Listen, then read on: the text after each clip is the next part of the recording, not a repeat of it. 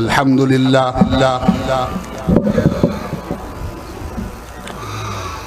अल्हम्दुलिल्लाह नहमदुहु व नस्तईनुहु व नस्तगफिरुहु व नु'मिनु बिही व नतवक्कलु अलैहि व नऊज़ु बिल्लाहि मिन शुरूरि अनफुसिना व मिन सय्यिआति अअमालिना मन यहदिहिल्लाहु फला मुदिल्ल लहु व मन युद्लिलहु फला हादिय लहु व नशहदु अन ला इलाहा इल्लल्लाहु वहदहु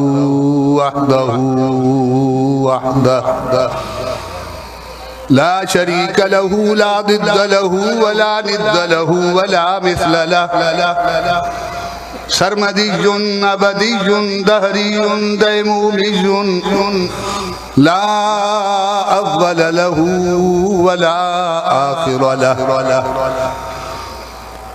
व नशहदु अन्न सय्यदना व हबीबना व महबूबना व महबूब रब्बिना व तबीबना व तबीब कुलूबिना व कुर्रतना व कुर्रत उयूनिना व औनना व मुईनना व मअवाना व मलजाना व मौलाना मुहम्मदन अब्दुहु व रसूलुहु अम्मा बादु फ़अऊज़ु बिल्लाहि मिनश शैतानिर रजीम बिस्मिल्लाहिर रहमानिर रहीम अला इन्ना औलिया अल्लाहि ला खौफुन अलैहिम वला हुम यहज़नून अल्लज़ीना आमनू व कानू यत्तक़ून सदक़ल्लाहु मौलानल अज़ीम व बल्लगना रसूलुहुन नबियुल करीम व नहनु अला ज़ालिका मिनश शाहिदीन वश्शाकिरीन वल्हम्दुलिल्लाहि रब्बिल आलमीन इन्नल्लाह व मलाइकतहु युसल्लूना अलन नबी या अय्युहल्लज़ीना आमनू सल्लु अलैहि व सल्लिमू तस्लीमा अल्लाहुम्मा सल्लि अला सय्यिदिना व शफीना व मौलाना मुहम्मदिन व अला आलि सय्यिदिना व शफीना व मौलाना मुहम्मदिन व बारिक व सल्लिम सब गॾिजी करे मोहब्बत सां दिल जे शौक़ सां ही साईं जी तालीमात मां अहम तालीम हूंदी ही दरूद पाक पढ़णु तव्हांखे यादि हूंदो मोहब्बत सां अॼु साईं जे बारे में जमा थिया आहियो सभु वॾी आवाज़ सां दरूद पाक पढ़ो अल्लाहुम्मा सल्लि अला सय्यिदिना व मौलाना मुहम्मदिन व अला आलि सय्यिदिना साल अॼु पूरो थियो आहे गौसे ज़मा शेखुल कुल कामिल अकमल मुकम्मल उम्दतुस सालिकीन सालारे नक्शबंदियत नायबे मुजद्दिदे अल्फसानी हजरत किबला पीर तरीक़त रहबर शरीयत सैयद गुलाम हुसैन शाह साहब बुखारी नव्वरल्लाहु मरक़दहु जन जे उर्स में तव्हां असां गॾु आहियूं इन यकीन सां हर हिकु हाज़िर आहे त जीअं साईं ज़िंदगी में पंहिंजे जमात जे मथां निगाहे कामिल फरमाईंदा हा हिन वक़्त बि असां सभु साईं जी निगाह में आहियूं ही अहले सुन्नत व जमात जो अक़ीदो आहे उहे ॿिया जंजा मरी वञनि ख़त्म थी वञनि कुझु न बचेनि क़ब्र में भी कुझु न हुजे पर असां वारा ईअं न हूंदा आहिनि असां वारा त असांजो यकीन आहे त हू पंहिंजे असली घर में पहुता आहिनि हाणे दर्जन जी उन बुलंदीअ ते फ़ाइज़ आहिनि त पहिरियों अगर हुननि जी हुकूमत हज़ारे मील ते हूंदी ही त हाणे लखे मील उन्हनि जी दस्तरस में अल्लाह ताला ॾेई छॾिया आहिनि ऐं सिंध जो ही सरखेल पीर हजरत साईं गुलाम हुसैन शाह साहब बुखारी रहमतुल्लाह ताला अलैह वेझी सदियन में सिंध में एड़ो को पीर न पैदा थियो आ जंहिंजो शान तहां ॿुधो त सिर्फ़ सिंधी न हिंदुस्तान पंजाब जी हर कुंड ऐं कुर्छ खां अलावा जॾहिं महबूब करीम जे रोज़े अथर ते साईं जन जी जलवगरी हूंदी ही हाज़िरी थींदी ही त उतां जा माण्हू बि साईं जा दीदार करे साईं ॾे ईअं मकनातीस वांगुरु चिमकजी वेंदा। सुभान अल्लाह।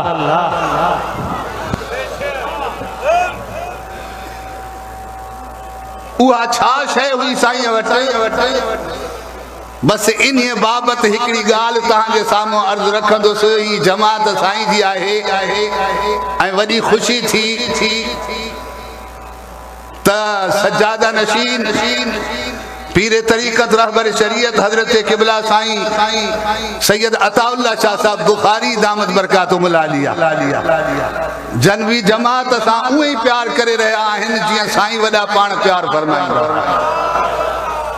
ऐं अल्हम्दुलिल्लाह साईं नसरुल्लाह शाह साहब साईं सनाउल्लाह शाह साहब क़यामत ताईं अल्लाह ताला हिन आस्थाने खे आबाद रखे इहो रूहानियत जो सिलसिलो इतो वंड विराईंदी रहे।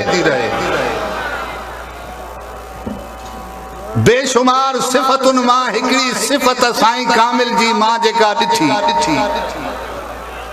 उहा हुई साईं जी शफीकाना मोहब्बत हर हिक सां। जीअं हज़रत किबला मुफ्ती साहब दामत बरकातुहुल आलिया फरमाइनि पिया त हर को माण्हू ॾिसी चवे त मूंसां वधीक प्यार हो। साईं जन में इहा शफ़क़त आई काथों? इहा मोहब्बत ऐं शफ़क़त साईं जन खे नसीब थी सोने महबूब जे भाकुर मां। सैयदुल आलमीन मुहम्मदुर रसूलुल्लाह सल्लल्लाहु अलैहि वसल्लम जी कामिल ताबेदारीअ सां साईं जन खे इहा नेमत मिली। महबूब जी ज़िंदगीअ में असां ॾिठूं था त हज़रत ज़ैद ही उहो सहाबी आहे जंहिंजो नालो अल्लाह ताला क़ुरान में इरशाद फरमायो आहे। ॿिए कंहिं सहाबी जो नालो क़ुरान में न आहे। हज़रत ज़ैद जो नालो क़ुरान पाक में आहे। वाक़ियो तमाम तफ़सील आहे पर मां इख़्तिसार सां अर्ज़ रखां। 11 सालनि जी उमिरि में यमन मां बर्दा फरोश इन्हनि खे खणी करे वञी बाज़ार में विकिणी छॾियो। गुलाम बणजी ये विकाम जी मक्के पाक में पहुता ऐं मक्के पाक में ये नबी पाक सल्लल्लाहु अलैहि वसल्लम की गुलामी में अची पहुता। नबी पाक सल्लल्लाहु अलैहि वसल्लम पंहिंजे हुस्न सीरत सां मोहब्बत ऐं प्यार सां जेको इन्हनि सां सलूक कयो त ही भी सोने महबूब जा थी विया। पो कीअं थिया? इन जो पी मां यमन में पंहिंजे पुट जे विछोड़े ते शेर चवंदा हा। उहे शेर अरबी में मशहूर थी विया। हज पुराने तरीक़े जे मुताबिक़ थींदो हो। बैतुल्लाह जी ज़ियारत जे लाइ माण्हू ईंदा हा। जॾहिं यमन जा माण्हू आया त रात जे टाइम कचहरी जीअं लॻंदी ही शेर पिया पढ़नि त चए हे ज़ैद जी माउ जा शेर आहिनि जेका उहा पढ़े थी विछोड़े जे दर्दन में सूरन भरी आवाज़ में। जॾहिं उहे हिते पढ़नि पिया त कंहिं मके जे माण्हू ॿुधो त उन चयो त भाई इहो ज़ैद उहो त न आहे जेको मुहम्मद अरबी वटि आहे। ठीकु आहे पहुता वञी ॾिठऊं सुञातऊं यमन मोटिया उन जे पीउ माउ खे इतला ॾिनऊं। उन जा पीउ माउ मदीने मके पाक में अची विया। पीउ भी ॾिठो सुञातो अमड़ भी ॾिठो सुञातो। हज़रत ज़ैद भी पंहिंजे पीउ माउ सां ॾाढी मोहब्बत ऐं प्यार सां मिलिया। पर उन्हनि चयो त हाणे ज़ैद हल मोटी हल घर आ तुंहिंजो दर आ तुंहिंजो भेण भाउ मिटरा माइटनि चई सभु कुझु सोणे मिठी सूरत ते कुर्बान वञा। अमर भी इन ज़ात ते कुर्बान अबो भी इन ज़ात ते कुर्बान। अमर अबो आए हो जरूर पर खुदा जो कसम हाणे मुझे लाइ सब कुछ आहे त मोहम्मद अरबी जी ज़ात आहे। अल्लाह सुभान अल्लाह। महबूबन हज़रत ज़ैद सां छा वफ़ा कई? महबूब करीम पंहिंजी उन्हीं अमिड़ सां शादी कराई जेके महबूब पाण फरमाईंदा अंत उम्मी बाद उम्मी। हज़रत उम्मे ऐमन रज़ी अल्लाह ताला अन्हा इन्हिया मां हज़रत ज़ैद हज़रत उसामा पुट जाओ जे हज़रत उसामा के महबूब पंहिंजी झोलीअ में खेॾाईंदा जीअं इमाम हसन ऐं इमाम हुसैन खे खेॾाईंदा। ऐं उन खां बाद पंहिंजी फुफीअ जी धीअ सां शादी करायूं। हज़रत ज़ैनब सां इहो बि वाक़ियो मशहूर क़ुरान पाक में मौजूद आहे। ॿ आयतूं नाज़िल थियूं जॾहिं इन्हनि खे चयो वियो त बीबी ज़ैनब इनकार करे छॾियो त मां हिकिड़े ग़ुलाम सां शादी कयां जॾहिं त मां तव्हांजे ख़ानदान जी कुरैश जी आहियां। अल्लाह जो हुकुम नाज़िल थियो। बीबी साण शादी ते राज़ी थी वई, वरी राज़ी थी कुझु अरसो न हली सघी शादी। महबूबन फरमायो ज़ैद खे तव्हां तलाक ॾियो, उन्हनि तलाक ॾिनी। महबूब करीम सल्लल्लाहु अलैहि वसल्लम इन सां शादी कई हज़रत ज़ैनब सां। अरब में शोहरत इहा हुई त जॾहिं पीउ माउ खे छॾे महबूब जी सोहबत में रहणु इख्तियार कयो हज़रत ज़ैद त सोणे नबी पाक काबे शरीफ़ में बि ऐलान कयो त अॼु खां ही ज़ैद मां मोहम्मद जो पुटु आहे। सॼियल पुटु जेके चइबो आहे। हाणे जॾहिं उन जी छॾियल घरवारीअ खे तलाक खां बाद इद्दत खां बाद नबी पाक पंहिंजे निकाह में वरितो त जाहिलनि ताना हयां त नबी पाक सल्लल्लाहु अलैहि वसल्लम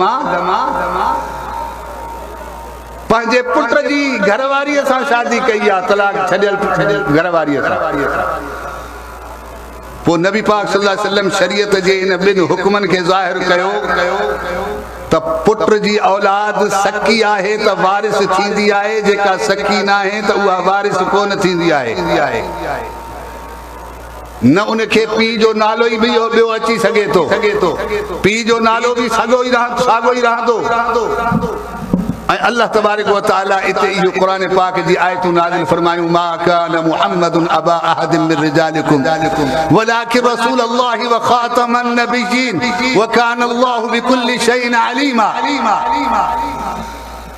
नबी पाक सल्लल्लाहु अलैहि वसल्लम जो इहो मोहब्बत ऐं प्यार सहाबा किराम सोने महबूब जी बारगाह में पंहिंजी जानियूं कुर्बान करण लाइ तैयार हूंदा। तव्हांखे इहा ॻाल्हि विसरी वई त हज़रत क़िबला साईं कंबर वारे शहनशाह जी ख़िदमत में मोहब्बत में सोहबत में वेहण वारा मोहब्बत जी उन्हीअ कामिल मेराज ते पहुची वेंदा जिते जान कुर्बान करण सवली ॻाल्हि हूंदी। हर को पंहिंजे सीने खां पुछे त साईं जी सोहबत में इहा कैफियत हूंदी या न। यकीनन इहा कैफियत हूंदी त जान त का शइ लॻे ई नथी, ही जान कुर्बान थिए त इहो बि साईं ऐं मालिकनि जो करम आहे जन इहा क़बूल फरमाई आहे। मोहम्मद पनाह टोटाई जंहिं अहले सुन्नत जो नालो फ़ख्र सां असां अहले सुन्नत जो कर बुलंद कयो। इहो ताज़ो वाक़ियो आहे। हिन आस्थान आलिया जे मथां जेको शीए हुजण जो इल्ज़ाम हणे त अलाए हाणे बाबा जिब्राइल अलैहिस्सलाम कोन ईंदो शहादत ॾियण।